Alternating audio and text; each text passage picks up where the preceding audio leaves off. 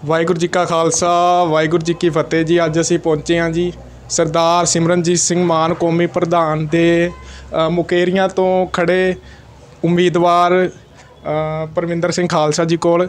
ਅੱਜ ਅਸੀਂ ਜਾਣਾਂਗੇ ਉਹਨਾਂ ਬਾਰੇ ਤੇ ਉਹਨਾਂ ਦੀ ਪਾਰਟੀ ਬਾਰੇ ਤੇ ਉਹਨਾਂ ਦੇ ਮੁੱਦਿਆਂ ਬਾਰੇ ਕਿ ਕਿਹੜੇ ਮੁੱਦੇ ਲੈ ਕੇ ਉਹ ਚੋਣ ਮੈਦਾਨ ਉਤਰੇ ਨੇ। ਸੋ ਪਰਮਿੰਦਰ ਖਾਲਸਾ ਜੀ, ਵਾਹਿਗੁਰੂ ਜੀ ਕਾ ਖਾਲਸਾ ਵਾਹਿਗੁਰੂ ਜੀ ਕੀ ਫਤਿਹ। ਵਾਹਿਗੁਰੂ ਜੀ ਕਾ ਖਾਲਸਾ ਵਾਹਿਗੁਰੂ ਜੀ ਕੀ ਫਤਿਹ। ਖਾਲਸਾ ਜੀ, ਆਪ ਜੀ ਦਾ ਬਹੁਤ ਬਹੁਤ ਧੰਨਵਾਦ ਜੋ ਸਾਡੀ ਆਵਾਜ਼ ਲੈਣ ਵਾਸਤੇ, ਬੁਲੰਦ ਕਰਨ ਵਾਸਤੇ ਆਪ ਜੀ ਸਾਡੇ ਕੋਲ ਆਏ ਜੇ। ਪਰਮਿੰਦਰ ਖਾਲਸਾ ਜੀ, ਤੁਸੀਂ ਚੋਣ ਮੈਦਾਨ ਵਿੱਚ ਉਤਰੇ ਹੋ। ਸਭ ਤੋਂ ਪਹਿਲਾਂ ਤਾਂ ਤੁਸੀਂ ਆਪਣੇ ਬਾਰੇ ਦੱਸੋ ਕਿ ਤੁਹਾਡਾ ਪਿਛੋਕੜ ਕੀ ਹੈ ਜੀ। ਖਾਲਸਾ ਜੀ, ਪਿਛੋਕੜ ਦਾਸ ਦਾ ਨਾਮ ਪਰਮਿੰਦਰ ਸਿੰਘ ਹੈ। ਅਸੀਂ ਆ ਮਸ਼ਾਹਪੁਰ ਪਿੰਡ ਹੈ ਇੱਥੇ ਮੁਕੇਰੀਆਂ ਦੇ ਲਾਗੇ ਹੀ, ਉੱਥੋਂ ਦੇ ਰਹਿਣ ਵਾਲੇ ਹਾਂ। ਅਤੇ ਗੁਰਮੀਤ ਸਿੰਘ ਸਾਡੇ ਪਿਤਾ ਜੀ ਦਾ ਨਾਮ ਹੈ, ਦਾਦਾ ਜੀ ਦਾ ਨਾਮ ਚਤਰ ਸਿੰਘ ਹੈ। ਸ਼੍ਰੋਮਣੀ ਅਕਾਲੀ ਦਲ ਅੰਮ੍ਰਿਤਸਰ ਪਾਰਟੀ ਦੇ ਵਿੱਚ ਅਸੀਂ 2017 ਦੇ ਵਿੱਚ ਆਏ ਸੀਗੇ। ਅਸੀਂ ਅਰਬ ਦੇ ਵਿੱਚ ਕੰਮ ਕਰਦੇ ਸੀਗੇ। ਉੱਥੇ ਮਾਨ ਸਾਹਿਬ ਆਏ ਅਤੇ ਸਾਨੂੰ ਜਿੱਦਾਂ ਉੱਥੇ ਕੋਈ ਜੀ ਚੜ੍ਹਾਈ ਕਰ ਜਾਂਦਾ ਜਾਂ ਉੱਥੇ ਪੰਜਾਬੀਆਂ ਨੂੰ ਜਾਂ ਪੰਜਾਬ ਵਾਸੀਆਂ ਨੂੰ ਕੋਈ ਪ੍ਰੋਬਲਮ ਆਉਂਦੀ ਹੈ ਅਤੇ ਸਾਨੂੰ ਥੋੜ੍ਹੀ ਜਿਹੀ ਉੱਧਰ ਦੀ ਭਾਸ਼ਾ ਆਉਂਦੀ ਸੀਗੀ ਅਤੇ ਅਸੀਂ ਉੱਧਰ ਦੇ ਕੰਮ ਜੀਆਂ ਦੇ ਸੇਵਾ ਦੇ ਆਧਾਰ 'ਤੇ ਕਰਵਾਉਂਦੇ ਸੀਗੇ। ਅਤੇ ਮਾਨ ਸਾਹਿਬ ਨੂੰ ਜਦੋਂ ਪਤਾ ਲੱਗਾ, ਉੱਥੇ ਦੀ ਕਮੇਟੀਆਂ ਨੇ, ਪ੍ਰਬੰਧਕ ਕਮੇਟੀਆਂ ਨੇ ਦੱਸਿਆ ਕਿ ਇਹ ਪਰਮਿੰਦਰ ਸਿੰਘ ਸਾਰੇ ਕਾਰਜ ਜਿਸ ਤਰ੍ਹਾਂ ਕਰਦਾ, ਅਤੇ ਸਾਨੂੰ ਉੱਥੇ ਅਰਬ ਦਾ ਜਥੇਦਾਰ ਜਿਹੜਾ ਉਹਨਾਂ ਨੇ ਥਾਪਤਾ ਸੀਗਾ। ਫਿਰ ਅਸੀਂ ਜਿਹੜਾ ਉੱਥੇ ਸੇਵਾਵਾਂ ਕੀਤੀਆਂ 2-3 ਸਾਲ। ਫਿਰ ਅਸੀਂ ਪਿੰਡ ਆ ਗਏ ਸੀਗੇ। ਇੱਥੇ ਵੀ ਆਪਣੀਆਂ ਜਿਸ ਤਰ੍ਹਾਂ ਅਕੈਡਮੀਆਂ ਚੱਲਦੀਆਂ ਨੇ ਆਪਣੇ ਮੁਕੇਰੀਆਂ ਹਲਕੇ ਦੇ ਵਿੱਚ, ਜਿਨ੍ਹਾਂ ਵਿੱਚ ਬੱਚਿਆਂ ਨੂੰ ਪੜ੍ਹਾਈ ਅਤੇ ਸੰਥਿਆ ਕਰਵਾਈ ਜਾਂਦੀ ਹੈ, ਕੀਰਤਨ ਦੀਆਂ ਕਲਾਸਾਂ ਲੱਗਦੀਆਂ ਨੇ। ਇਹ ਸਾਰੇ ਕਾਰਜ ਸਾਡੇ ਬਾਰੇ ਨੇ ਖਾਲਸਾ ਜੀ। ਸੋ ਖਾਲਸਾ ਜੀ, ਬਹੁਤ ਸਾਰੀਆਂ ਰਵਾਇਤੀ ਪਾਰਟੀਆਂ ਵੀ ਤੁਸੀਂ ਦੇਖਦੇ ਹੋ ਚੋਣ ਮੈਦਾਨ ਵਿੱਚ ਉਤਰੀਆਂ ਹੋਈਆਂ ਨੇ। ਤੁਹਾਡੇ ਨਾਲ ਇੱਥੇ ਰਵਾਇਤੀ ਪਾਰਟੀਆਂ, ਤੁਸੀਂ ਆਪਣੇ ਆਪ ਨੂੰ ਕਿੱਥੇ ਖੜਾ ਦੇਖਦੇ ਹੋ ਰਵਾਇਤੀ ਪਾਰਟੀਆਂ ਦੇ ਨਾਲ? ਖਾਲਸਾ ਜੀ, ਦੇਖੋ ਰਵਾਇਤੀ ਪਾਰਟੀਆਂ ਠੀਕ ਹੈ, ਸਾਰੇ ਜਿਸ ਤਰ੍ਹਾਂ 8 ਕੈਂਡੀਡੇਟ ਨੇ ਇੱਥੇ, ਸਾਰੇ ਆਪੋ ਆਪਣਾ ਕਰ ਰਹੇ ਨੇ, ਪਰ ਇੱਕੋ ਇੱਕ ਸ਼ਖਸੀਅਤ ਹੈ ਪੰਜਾਬ ਦੇ ਵਿੱਚ, ਸਰਦਾਰ ਸਿਮਰਨਜੀਤ ਸਿੰਘ ਮਾਨ, ਜਿਹੜੀ ਕਿ ਸ਼ਖਸੀਅਤ ਨੂੰ ਕਦੇ ਬੇਦਾਗ ਸ਼ਖਸੀਅਤ ਹੈ। ਤੁਸੀਂ ਟੀਵੀ ਮੀਡੀਆ ਦੇ ਵਿੱਚ ਦੇਖੋ, ਰੋਜ਼ ਕਿੰਨੀਆਂ ਪਾਰਟੀਆਂ ਦਾ ਕਦੇ ਵਿਰੋਧ ਹੋ ਰਿਹਾ, ਕਦੇ ਕਿਸੇ ਨੂੰ ਕੁਛ ਕਹਿ ਰਹੇ ਨੇ। ਹੁਣ ਇਹ ਅਲੌਸਮੈਂਟ ਹੋ ਰਹੀ ਹੈ ਕਿ ਇੱਥੇ ਤੱਕੜੀ ਵਾਲੇ ਜਿਹੜੇ ਨੇ ਉਹ ਕਹਿੰਦੇ ਨੇ ਕਿ ਇਹ ਬਾਬੇ ਨਾਨਕ ਦੀ ਤੱਕੜੀ ਹੈ, ਅਤੇ ਤੁਸੀਂ ਦੇਖੋ ਕਿ ਇਹ ਬਾਬੇ ਨਾਨਕ ਦੀ ਜਿਹੜੀ ਤੱਕੜੀ ਹੈ ਇਹ ਚਿੱਟਾ ਤੋਲਦੀ ਹੈ, ਇਹ ਭੁੱਕੀਆਂ ਤੋਲਦੀ ਹੈ।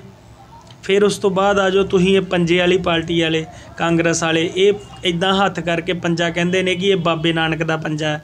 ਉਹ ਵੀ ਲੋਸਮੈਂਟਾਂ ਚੱਲ ਰਹੀਆਂ ਨੇ, ਅਤੇ ਅਸੀਂ ਦੇਖ ਕੇ ਅੰਦਰੋਂ ਅੰਦਰੀ ਹੁੰਦੇ ਆ ਕਿ 84 ਦੇ ਵਿੱਚ ਉਹ ਜੀ ਭੁੱਲ ਗਏ ਨੇ। ਸਾਡੇ ਪੰਜਾਬ ਦੇ ਹੀ ਲੋਕ ਸੀ ਨਾ ਉੱਥੇ, ਉਹਨਾਂ ਨੂੰ ਜਿਨ੍ਹਾਂ ਨੂੰ ਗਲਾਂ 'ਚ ਟਾਇਰ ਪਾ ਕੇ ਜਦੋਂ ਉਹ ਸੜਦੇ ਸੀ ਅਤੇ ਉਹ ਨੱਚਦੇ ਸੀ ਅਤੇ ਕਹਿੰਦੇ ਨੇ ਕਿ ਇਹ ਸਿੱਖ ਨੱਚ ਰਹੇ ਨੇ। ਇਹ ਚੀਜ਼ਾਂ ਸਾਰੀਆਂ ਭੁੱਲ ਗਏ ਲੋਕ। ਹੁਣ ਇਹ ਕਿੱਦਾਂ ਹੋ ਸਕਦਾ ਬਾਬੇ ਨਾਨਕ ਦਾ ਪੰਜਾ? ਫਿਰ ਜਿਹੜਾ ਹੁਣ ਤੀਸਰੀ ਪਾਰਟੀ ਹੁਣ ਝਾੜੂ ਵਾਲੀ ਆ ਗਈ ਜੀ, ਉਹ ਪਾਰਟੀ ਦੇਖੋ ਇੱਥੋਂ ਪੰਜਾਬ ਦੀ ਬਿਜਲੀ, ਪੰਜਾਬ ਦਾ ਪਾਣੀ ਕਿੰਨੀ ਦੇਰਾਂ ਤੋਂ ਉਹਨਾਂ ਨੂੰ ਰਾਜਸਥਾਨ, ਦਿੱਲੀ ਨੂੰ ਮਿਲ ਰਿਹਾ। ਭਾਖੜਾ ਸਾਡੇ ਕੋਲ ਖੋਲ੍ਹਿਆ ਪਾਣੀ, ਇੱਥੇ ਸਾਡੇ ਲਾਗੇ ਨਹਿਰ ਹੈ ਸਾਡੇ ਹਲਕੇ ਦੀ ਉੱਚੀ ਬੱਸੀ, ਉਹਦੇ 'ਚੋਂ ਕੋਈ ਬਾਲਟੀ ਪਾਣੀ ਦੀ ਨਹੀਂ ਭਰ ਸਕਦਾ, ਉਹਦੇ 'ਤੇ ਵੀ ਤੁਹਾਡੇ 'ਤੇ ਪਰਚਾ ਹੋ ਜਾਂਦਾ। ਅਤੇ ਇਹ ਉਸ ਚੀਜ਼ 'ਤੇ ਕਦੇ ਕੇਜਰੀਵਾਲ ਨੇ ਕਦੇ ਕੋਈ ਬਿਆਨ ਨਹੀਂ ਦਿੱਤਾ, ਅਤੇ ਇੱਥੇ ਆ ਕੇ ਸਾਡੇ 'ਤੇ ਹੁਣ ਉਹ ਹਕੂਮਤ ਕਰੇਗਾ।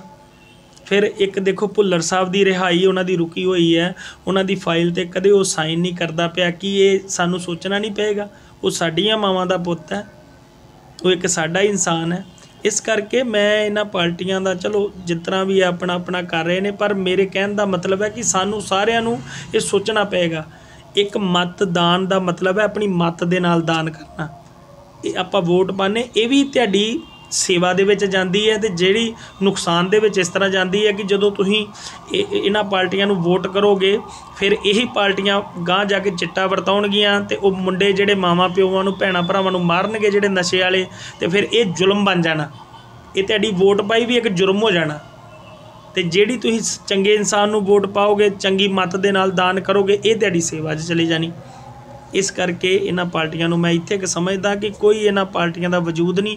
ਅੱਜ ਨਹੀਂ ਤਾਂ ਕੱਲ੍ਹ ਸਾਡੀ ਪੰਜਾਬ ਦੇ ਲੋਕਾਂ ਨੂੰ ਇਹ ਸੋਚਣਾ ਪਏਗਾ ਕਿ ਇੱਕੋ ਇੱਕ ਇਨਸਾਨ ਹੈ ਜਿਹੜਾ ਸਰਦਾਰ ਸਿਮਰਨਜੀਤ ਸਿੰਘ ਮਾਨ, ਜਿਹਨੇ ਸਾਡੀ ਕੌਮ ਨੂੰ ਜਾਇਜ਼ ਕਰਨ ਵਾਸਤੇ, ਵਜੂਦ ਨੂੰ ਕਾਇਮ ਕਰਨ ਵਾਸਤੇ, ਦੇਖੋ 1.5 ਮਹੀਨਾ ਕੇਰਲਾ ਦੀ ਇੱਕ ਜੇਲ੍ਹ ਹੈ ਜਿੱਥੇ 1.5 ਸਾਲ, ਜਿੱਥੇ ਲੰਮੇ ਪੈਣ ਨੂੰ ਵੀ ਜਗ੍ਹਾ ਨਹੀਂ, ਖੜ੍ਹੇ ਹੋਣ ਨੂੰ ਵੀ ਜਗ੍ਹਾ ਨਹੀਂ, 1.5 ਸਾਲ ਉਹੋ ਜਿਹੀ ਜਗ੍ਹਾ 'ਤੇ ਕੱਟਿਆ, ਪੈਰਾਂ ਦੇ ਨਹੁੰ ਖਿੱਚਤੇ, ਇੱਕ ਸਾਡੀ ਕੌਮ ਨੂੰ, ਪੰਜਾਬ ਵਾਸੀਆਂ ਨੂੰ ਇੱਕ ਕਾਇਮ ਰੱਖਣ ਵਾਸਤੇ। ਅਤੇ ਫਿਰ ਅਸੀਂ ਯਾਰ ਫਿਰ ਵੀ ਜੇ ਉਹਨਾਂ ਨੂੰ ਵੋਟ ਨਾ ਪਾਈਏ ਤਾਂ ਬੜੀ ਮੈਨੂੰ ਤਾਂ ਬੜਾ ਦੁੱਖ ਲੱਗਦਾ ਕਈ ਵਾਰੀ। ਫਿਰ ਮੁਕੇਰੀਆਂ ਦੇ ਵਿੱਚ ਦੇਖੋ ਕੋਈ ਮੈਡੀਕਲ ਦੀ ਸੁਵਿਧਾ ਠੀਕ ਹੈ ਤੁਹਾਡੇ? ਇੱਕ ਮੁਕੇਰੀਆਂ ਦਾ ਸਰਕਾਰੀ ਹੌਸਪੀਟਲ ਹੈ, ਇਹਨੂੰ ਰੈਫਰ ਹੌਸਪੀਟਲ ਕਹਿ ਦੇਣਾ ਚਾਹੀਦਾ। ਜਿਹੜਾ ਵੀ ਕੋਈ ਗਰੀਬ ਜੀ ਆਉਂਦਾ ਇੱਥੇ ਫਟੋਫਟ ਡਾਕਟਰ ਰੈਫਰ ਕਰ ਦਿੰਦੇ ਨੇ। 8 ਡਾਕਟਰ ਇੱਕ ਹਸਪੀਟਲ 'ਚ ਲੋਟ ਨੇ। ਕਿੱਥੇ ਨੇ ਡਾਕਟਰ? ਇੱਥੇ ਹੈ ਡਾਕਟਰਾਂ ਨੇ ਪ੍ਰਾਈਵੇਟ ਕਲੀਨਿਕ ਘਰਾਂ 'ਚ ਖੋਲ੍ਹੇ ਹੋਏ ਨੇ, ਪ੍ਰਾਈਵੇਟ ਦੇਖਦੇ ਨੇ। ਇਹ ਸਾਰੀਆਂ ਵਿਵਸਥਾ ਕੀ ਗੱਲ ਇਹ MLA ਦੇ ਧਿਆਨਾਂ 'ਚ ਨਹੀਂ ਹੁੰਦੀਆਂ? ਜਿਹਨੂੰ ਆਪਾਂ ਵੋਟ ਪਾ ਕੇ ਅੱਗੇ ਲੈ ਜਾਂਦੇ ਉਹਨਾਂ ਦੇ ਧਿਆਨ 'ਚ ਨਹੀਂ ਇਹ ਗੱਲਾਂ?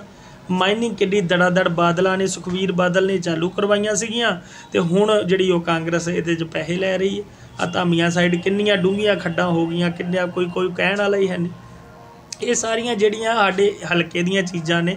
ਫਿਰ ਪਿੰਡਾਂ ਵਿੱਚ ਸੀਵਰੇਜ ਦਾ ਜਿਹੜਾ ਹੁਣ ਮਾੜਾ ਮੋਟਾ ਕੰਮ ਹੋਇਆ, ਉਹ ਵੀ ਮਿਸਤਰੀ ਇਹੋ ਜਿਹੇ ਲਾਤੇ ਜਿਨ੍ਹਾਂ ਨੂੰ ਪਿੰਡਾਂ 'ਚ ਕੋਈ ਖੁਰਲੀਆਂ ਬਣਾਉਣ ਨੂੰ ਨਹੀਂ ਲੱਗਦਾ। ਉਹ ਹੁਣ ਬਰਸਾਤ 2 ਦਿਨ ਮੀਂਹ ਪਿਆ, ਸਾਰੇ ਪਿੰਡਾਂ 'ਚ ਪਾਣੀ ਉਹ ਫੇਲ ਹੋ ਗਿਆ ਸਾਰਾ ਸਿਸਟਮ ਇਹਨਾਂ ਦਾ। ਸੀਵਰੇਜ ਪਾਣਾ ਕੋਈ ਇੰਜੀਨੀਅਰ ਸੱਦੋ, ਪਿੰਡ ਦੇ ਪਾਣੀ ਦਾ ਲੈਵਲ ਚੈੱਕ ਕਰੋ। ਇੱਦਾਂ ਦਾ ਕੋਈ ਸਿਸਟਮ, ਇੰਨਾ ਪੈਸਾ ਦਿੰਦੀ ਸੈਂਟਰ ਗੌਰਮੈਂਟ ਇਹ ਸਾਰੀਆਂ ਚੀਜ਼ਾਂ ਨੂੰ, ਪਰ ਇੱਥੇ ਕੋਈ ਪੁੱਛਣ ਵਾਲਾ ਨਹੀਂ। ਬਸ ਆਪਣੀਆਂ ਜੇਬਾਂ ਸਾਰੇ ਭਰ ਰਹੇ ਨੇ ਤੇ ਸਾਡੇ ਲੋਕ ਇਹ ਸਮਝਦੇ ਨਹੀਂ, ਫਿਰ ਵੋਟਾਂ ਪਾ ਕੇ ਇਹਨਾਂ ਨੂੰ ਅੱਗੇ ਲੈ ਆਉਂਦੇ ਨੇ।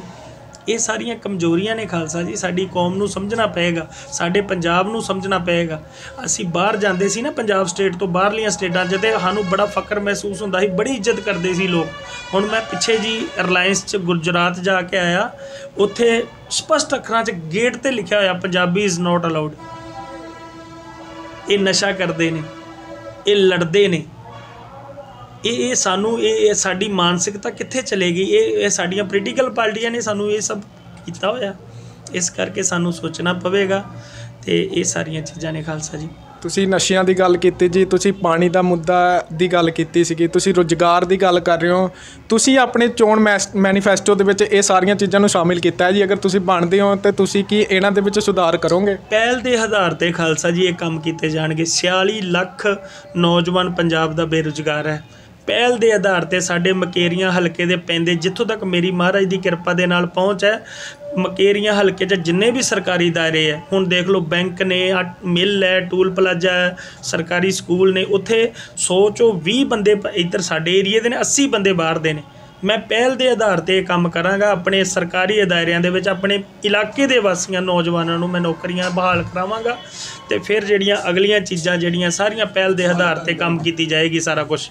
ਸਿੱਖਿਅਕ ਸਹੂਲਤਾਂ ਬਾਰੇ ਤੁਸੀਂ ਕੀ ਜਾਣਦੇ ਹੋ? ਅਗਰ ਸਿੱਖਿਅਕ ਸਹੂਲਤਾਂ ਜੋ ਅੱਜ ਕੱਲ੍ਹ ਸਾਡੇ ਬੱਚੇ ਤੁਸੀਂ ਦੇਖ ਰਹੇ ਹੋ ਕਿ ਸਕੂਲ ਬੰਦ ਪਏ ਨੇ, ਜੋ ਰੁਜ਼ਗਾਰ ਉਹਨਾਂ ਨੂੰ ਮਿਲਣ ਦੀ ਤਾਂ ਇਹ ਵੀ ਵਜ੍ਹਾ ਹੈ ਕਿ ਸਕੂਲ ਵਗੈਰਾ ਨਹੀਂ ਲੱਗ ਰਹੇ ਹੈਗੇ। ਕਿ ਤੁਸੀਂ ਵੀ ਸਿੱਖਿਅਕ ਲਈ ਵੀ ਤੁਸੀਂ ਕੋਈ ਸੋਚਿਆ ਹੈ ਕਿ ਸਿੱਖਿਆ ਦੇ ਆਧਾਰ 'ਤੇ ਉੱਤੇ ਵੀ ਕੰਮ ਕਰੋਗੇ? ਹਾਂਜੀ ਖਾਲਸਾ ਜੀ, ਹੁਣ ਤੁਸੀਂ ਦੇਖੋ ਇਹ ਕਰੋਨਾ ਨੂੰ ਇੱਕ ਦੇਖੋ, ਹੁਣ ਆਹ ਵੋਟਾਂ ਪੈ ਰਹੀਆਂ ਨੇ ਨਾ, ਤੁਸੀਂ ਇੱਕ ਪੋਲਿਸੀ ਨਹੀਂ ਸਮਝ ਰਹੇ। ਹੁਣ ਕੋਈ TV 'ਚ ਕਦੇ ਕੋਈ ਕਰੋਨਾ ਦੀ ਐਡ ਆ ਰਹੀ, ਕਦੇ ਕੋਈ ਕਰੋਨਾ ਤੁਹਾਨੂੰ ਜਾਪ ਰਿਹਾ? ਇਹ ਸਾਨੂੰ ਸਿੱਖਿਆ ਤੋਂ ਦੂਰ ਕਰ ਰਹੇ ਨੇ ਸਾਡੇ ਬੱਚਿਆਂ ਨੂੰ। 1.5 2 ਸਾਲ ਹੋ ਗਿਆ ਸਾਡੇ ਬੱਚਿਆਂ ਨੂੰ ਸਕੂਲਾਂ 'ਚ ਗਿਆ ਨੂੰ। ਇਹਨਾਂ ਨੂੰ ਪਤਾ, ਇਹਨਾਂ ਦੀ ਪਾਲਿਸੀ ਹੈ ਸੈਂਟਰ ਗੌਰਮੈਂਟ ਦੀ ਕਿ ਇਹਨਾਂ ਨੂੰ ਸਿੱਖਿਆ ਤੋਂ ਦੂਰ ਕਰ ਦਿਓ, ਇਹਨਾਂ ਬੱਚਿਆਂ ਨੂੰ ਅਨਪੜ੍ਹ ਕਰ ਦਿਓ, ਤੇ ਫਿਰ ਇਹ ਅੱਗੇ ਨਹੀਂ ਆਉਣਗੇ।